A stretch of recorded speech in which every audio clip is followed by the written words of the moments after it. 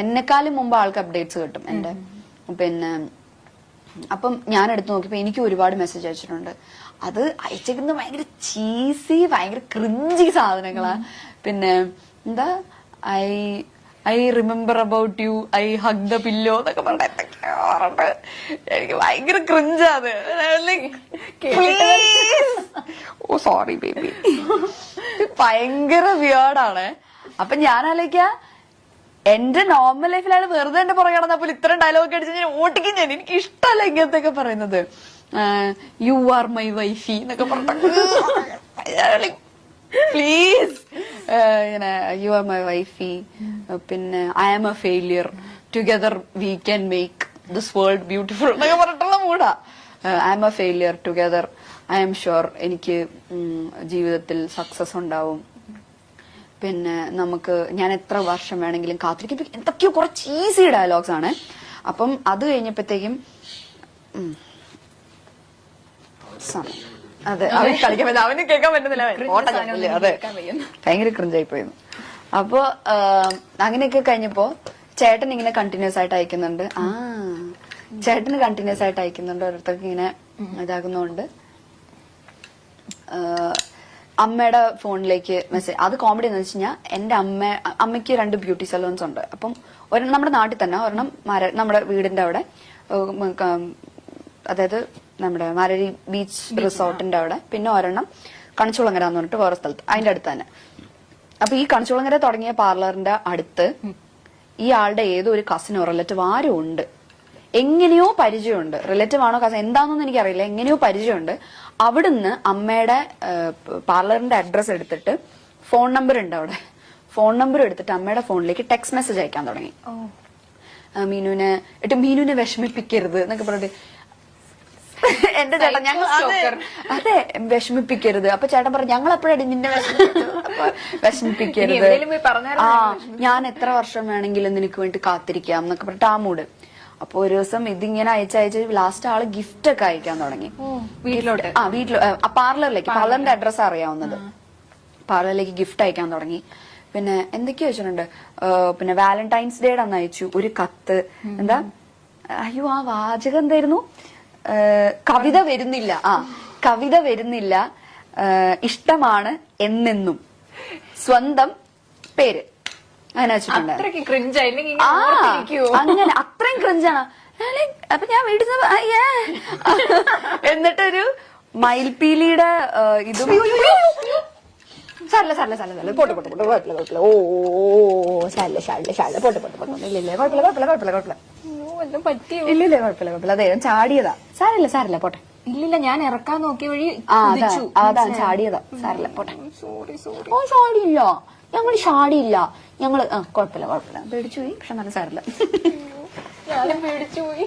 ഇല്ല അതെ അവൻ എത്ര ഉണ്ടെന്ന് കുറച്ച് ചാടിയതാ. ഇല്ല കുഴപ്പമൊന്നും പറ്റില്ല. എന്താ കരഞ്ഞേനെ, ഇതൊന്നും ഞങ്ങക്ക് പുത്തിരിയല്ല. ഇല്ല കുഴപ്പമില്ല, സാരില്ല.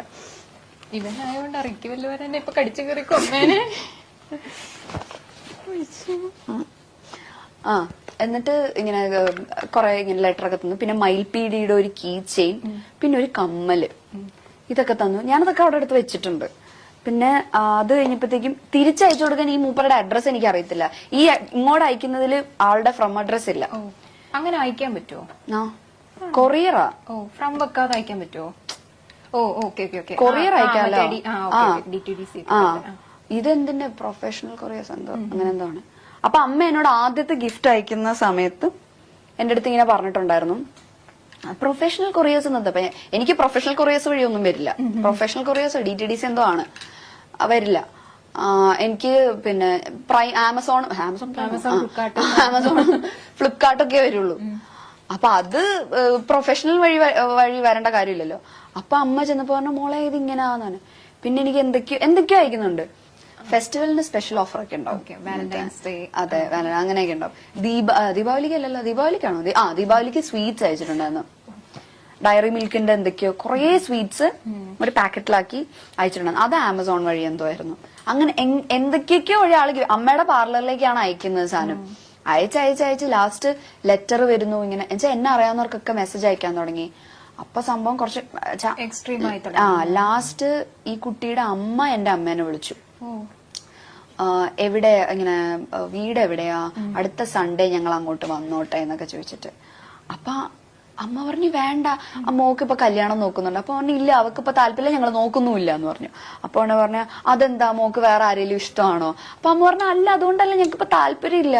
അപ്പം അവര് പറഞ്ഞു അല്ല, മോൻ ഇങ്ങനെ പുറത്ത് പോവാൻ വേണ്ടിയിട്ട് നിൽക്കുകയാണ്.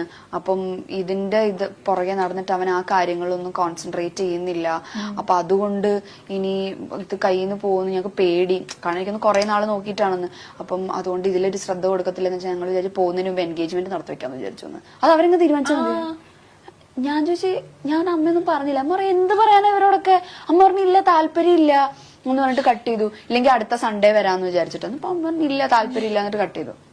അത് കഴിഞ്ഞ് പിന്നെ ഇങ്ങനെ ഒരുപാട് ഗിഫ്റ്റ്, ഞാൻ കാത്തിരിക്കും, ഭയങ്കര സ്റ്റോക്കിങ്, ഞാൻ കാത്തിരിക്കും, അങ്ങനെ ഇങ്ങനെ എന്നൊക്കെ പറഞ്ഞപ്പോ ഞാൻ അമ്മ ഞാൻ വിളിക്കാളെ, ഞാൻ വിളിച്ചിട്ട് ഡയറക്റ്റ് പറയാം എനിക്ക് ലാസ്റ്റ് അമ്മയുടെ ഫോണിൽ ടെക്സ്റ്റ് മെസ്സേജ് ആലോ അയക്കുന്നത്. ആ നമ്പറിലേക്ക് ഞാൻ വിളിച്ചിട്ട് ഞാൻ പറഞ്ഞു ഇന്ന ആളല്ലേ. അപ്പം സംസാരം എക്സ്ട്രാ ഡീസൻ, സംസാരിക്കുന്നേ ഇല്ല ആള്. ആ ഓക്കെ ഇങ്ങനെ മാത്രമേ പറയുന്നുള്ളൂ. അപ്പം പിന്നെ ഞാൻ വിളിച്ചപ്പോ ഞാൻ പറഞ്ഞു ഞാൻ മീനാക്ഷിയാണ്. ഇന്ന ആളല്ലേ ചോദിച്ചു. അതെ. ഞാൻ പറഞ്ഞു ഞാൻ മീനാക്ഷിയാണ്, നിങ്ങളുടെ അമ്മ ഇങ്ങനെ വിളിച്ചിട്ടുണ്ടായിരുന്നു, സംസാരിച്ചിട്ട് നിങ്ങൾ അയക്കുന്ന ഗിഫ്റ്റ് കിട്ടുന്നുണ്ട്. നിങ്ങൾ ഇപ്പം ആ ആരാധന എന്ന് പറയുന്ന അവിടെ വരെ ഇറ്റ്സ് ഓക്കെ, എനിക്ക് ഹാപ്പിയാണ്, ഞാൻ അതിനെ റെസ്പെക്ട് ചെയ്യുന്നു. പക്ഷെ അതിന്റെ അപ്പുറത്തേക്ക് പോവരുത്. എനിക്കും പേഴ്സണലി നിങ്ങൾ ഗിഫ്റ്റ് ഒക്കെ അയക്കുന്നത് എനിക്കും പേഴ്സണലി ഭയങ്കര ബുദ്ധിമുട്ടുണ്ടാക്കുന്നത്. ഞാൻ അതൊന്നും ഉപയോഗിക്കുന്ന പോലും ഇല്ല, അതൊക്കെ ഇവിടെ വെറുതെ ഇരിക്കുക. വള എന്തൊക്കെയോ അയച്ചു തന്നിട്ടുണ്ട്. അപ്പൊ ഞാൻ പറഞ്ഞു അതൊക്കെ എനിക്ക് ഭയങ്കര ബുദ്ധിമുട്ടുണ്ടാക്കുന്നുണ്ട്. സോ അത് ചെയ്യരുത്. ആരാധന, ഇഷ്ടം അതൊക്കെ സമ്മതിച്ചു. പക്ഷെ ഇതിന് പ്രേമം, കല്യാണം അങ്ങനെയൊന്നും കൊണ്ടുപോകരുത്, ഭയങ്കര മോശമാണ്. പിന്നെ ഇനി ഇതുണ്ടാവരുതൊന്നും. ഇയാളൊന്നും പറയുന്നില്ല, നമുക്ക് തിരിച്ചു പറയാനോട്ടൊന്നാ. ആ ഓക്കെ ഓക്കെ ഇട്ട് കോള് കട്ടി. അത് കഴിഞ്ഞിട്ട് പിന്നെ അയച്ചു ദീപാവലിക്ക്. അത് ഇതിന് മുമ്പ് അയച്ചു. അത് ദീപാവലിക്ക് സ്വീറ്റ്സ് അങ്ങനെ ദീപാവലിക്ക് എന്തൊക്കെയോ ഇങ്ങനെ അയച്ചു. അപ്പൊ അച്ഛൻ എന്നിട്ട് ഒരു ദിവസം ഞങ്ങളുടെ അമ്പലത്തിൽ ഉത്സവം നടന്ന സമയത്ത് ആള് അമ്പലം വരെ എത്തി. കാരണം ഞാൻ എപ്പോഴും ചാനലിൽ കൂടെ പറയല്ലോ മാരരിക്കുളത്താണ് വീട്. അപ്പൊ മാരരിക്കുളത്ത് അമ്പലത്തിന്റെ അവിടെ നിന്നിട്ട് അമ്മേനെ വിളിച്ചു. അമ്മ വിളിച്ചിട്ട് ചോദിച്ചു ആന്റി എവിടെയാ, എനിക്കൊന്ന് കാണാൻ പറ്റുമോ എന്ന് ചോദിച്ചിട്ട്. അമ്മ പറഞ്ഞു എനിക്കൊന്ന് എന്താ പ്രശ്നം, എനിക്കൊരു കാര്യം പറയാം. അപ്പൊ അമ്മ ഫോണിൽ കൂടെ പറയാനുള്ളത് പറഞ്ഞാൽ മതി, നേരിട്ട് കണ്ട. ആന്റിയുടെ പാർലർ എവിടാ, ഞാൻ അങ്ങോട്ട് വരാം. അപ്പൊ എന്റെ വീട് അമ്പലത്തിന്റെ അടുത്ത് തന്നെ. അപ്പൊ ഞാൻ ഓർത്തിന് ചോദിച്ചു പറഞ്ഞെങ്ങാനും അങ്ങോട്ട് വരും. എനിക്ക് പേടിയായി. ആ പ്രദേശത്ത് ഇപ്പൊ അച്ഛനാണെങ്കിലും അല്ല എന്നെ മാത്രല്ല, അച്ഛൻ ബാങ്ക് ഉദ്യോഗസ്ഥനായിരുന്നു. അപ്പൊ അച്ഛന് ഇപ്പം മറ്റേ ഈ ലോണിന്റെ കാര്യത്തിലാണെങ്കിൽ അച്ഛൻ എല്ലാവരോടും സംസാരിക്കും, ഭയങ്കര സോഷ്യൽ അച്ഛൻ. അച്ഛൻ എപ്പോഴും അമ്പലത്തിൽ പോകുന്ന ആളാണ്. അപ്പൊ അവിടെ അങ്ങനെ ആരോടെങ്കിലും ചോദിച്ചാൽ നമ്മുടെ വീട് പറയും. അപ്പൊ എനിക്ക് ഭയങ്കര ടെൻഷനായി, വീട്ടിലേക്ക് എങ്ങാനും കയറി വരുമോ. അപ്പൊ അമ്മ പറഞ്ഞു പിന്നെ ഇല്ല നേരിട്ട് കാണും, ഞാൻ ആന്റിയുടെ പാർലറിലേക്ക് വരാം. അമ്മ പറഞ്ഞു ഇല്ല പാർലറിലേക്കൊന്നും വരണ്ട, അല്ലാതെ പറയാനുള്ളത് പറഞ്ഞാൽ മതി എന്ന് പറഞ്ഞു. എന്നിട്ട് ഇവര് പറഞ്ഞില്ല എനിക്ക് നേരിട്ട് പറയണം. പറഞ്ഞു ഇല്ല തിരിച്ചു പോകണം, ഞങ്ങൾക്ക് സംസാരിക്കാൻ താല്പര്യമില്ല എന്നൊക്കെ പറഞ്ഞിട്ട് തിരിച്ചുപോയി. എന്നിട്ട് വീട്ടിന്റെ ഫ്രണ്ടിൽ തൊഴിലുറപ്പ് ചേച്ചിമാരൊക്കെ ഉണ്ടായിരുന്നു. അച്ഛൻ ചെന്ന അവരുടെ അടുത്ത് പറഞ്ഞു ആര് വന്നാലും മീനും ഇല്ലെന്ന് പറഞ്ഞു.